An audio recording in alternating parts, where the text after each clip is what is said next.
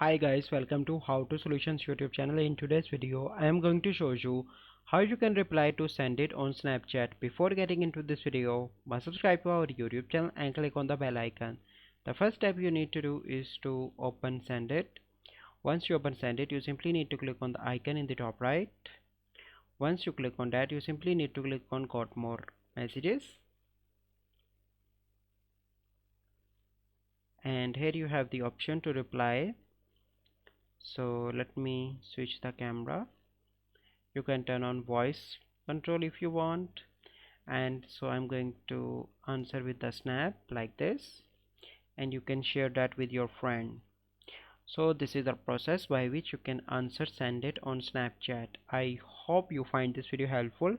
If you find this video helpful, must like this video, subscribe to our YouTube channel for future videos. We'll see you in the next video. Thank you, have a good day.